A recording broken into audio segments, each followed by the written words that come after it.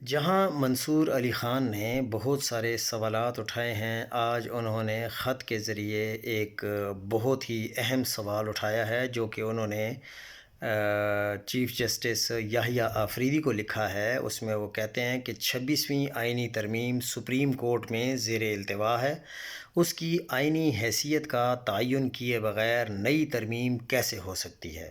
آئینی عدالت بنانے کی ضرورت کیوں پیش آئی؟ امریکہ، کینیڈا اور برطانیہ جیسے بڑے ممالک میں بھی صرف ایک سپریم کورٹ ہے۔ نئی عدالت بنانے کے بجائے پہلے سے موجود سپریم کورٹ کو مضبوط بنایا جائے۔ لیکن بات یہ ہے کہ کیا جسٹس منصور علی شاہ کی اس بات کو مانا بھی جائے گا یا نہیں؟ لیکن چیف جسٹس کو خط میں انہوں نے یہ بھی کہا کہ ایگزیکٹو پر زور دیں کہ آئینی ترمیم سے قبل تمام آئینی عدالتوں کے جج صاحبان سے مشاورت کے بغیر کوئی قدم نہ اٹھایا جائے۔